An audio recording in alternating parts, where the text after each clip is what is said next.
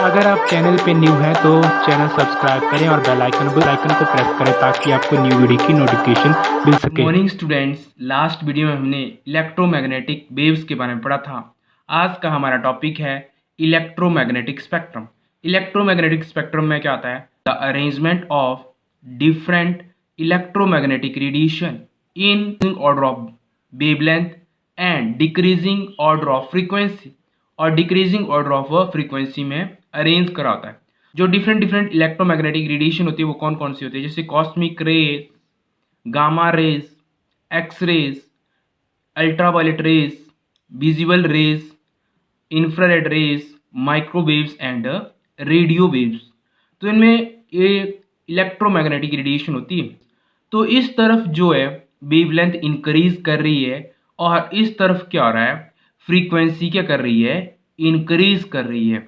तो इसी को मैंने आपको बताया कि जो इलेक्ट्रोमैग्नेटिक स्पेक्ट्रम है क्या आता है, जो इलेक्ट्रोमैग्नेटिक रेडिएशन को अरेंज करा होता है उनके increasing order of wavelength and decreasing order of frequency आता है लर्न करने का जो इलेक्ट्रोमैग्नेटिक स्पेक्ट्रम है। जैसे सी चंडीगढ़ में XUB आई मेरे राम, ठीक है। तो इस तरह से चंडीगढ़, सी से मतलब है कॉस्मिक रेज, जी से मतलब है गामा रेज, और एक्स का मतलब है एक्स रेज, और यू का मतलब है अल्ट्रावायलेट रेज, और बी का मतलब है विजिबल रेज, आई का मतलब है इंफ्रारेड रेज, और एम का मतलब है माइक्रोवेव्स, और आर का मतलब है यहाँ पे रेडियो वेव्स। तो इस तरह से आप जो इलेक्ट्रोमैग्नेटिक स्पेक्ट्रम है उसको लर्न रख सकते हैं। नेक्स्ट है प्लैंक्स क्वांटम थ्योरी। तो प्लैंक्स क्वांटम थ्योरी में क्या आता है? Particle nature of electromagnetic radiation. जो पार्टिकल नेचर है इलेक्ट्रोमैग्नेटिक रेडिएशन का वो एक्सप्लेन करा था Max Planck's in 1900 and Albert Einstein added some idea in this theory in 1905। फिर क्या हुआ?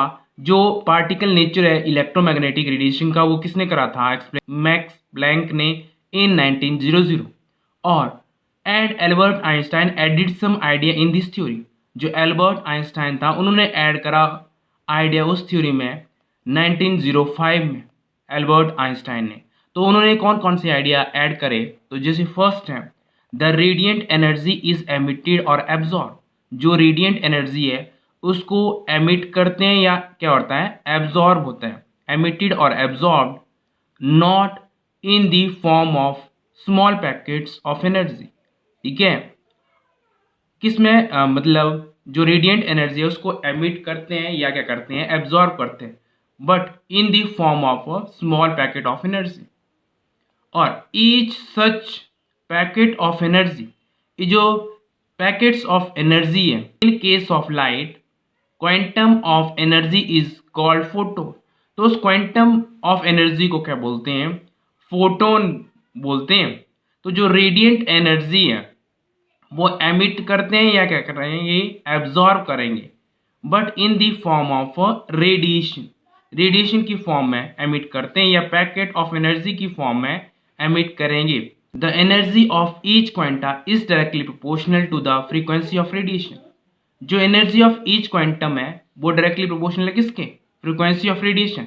तो E is directly proportional to nu, और E equal to h nu. जब डायरेक्टली प्रोपोर्शनल हटाएंगे तो कोई ना कोई कांस्टेंट टर्म आती है, तो E equal to h nu, और E इक्वल टू एच, और न्यू की वैल्यू होती है C अपॉन लैम्डा, और H है यहाँ पे प्लैंक्स कांस्टेंट, और उसकी वैल्यू होती है 6.626 into 10⁻34 joule second. Next, the total amount of energy is emitted और एब्जॉर्ब। जो टोटल अमाउंट ऑफ एनर्जी है एमिटेड होती है या एब्जॉर्ब होती है by a body will be some whole number quanta. तो क्या आता है? E is equal to n h nu, where n is any integer. और नेक्स्ट पॉइंट क्या है? The energy is possessed by 1 mole of quanta. जो energy पोजेस्ट करता है 1 मोल ऑफ क्वांटा और photon called the Einstein energy, उसको क्या बोलते हैं? Einstein energy. 1 आइंस्टाइन एनर्जी किसके बराबर होती है? 1 mole of quanta, n nought into h nu. N nought और एच और न्यू की वैल्यू कहते हैं सी अपॉन लैम्डा और एन नॉट यहाँ पे क्या है एवोगाड्रो नंबर।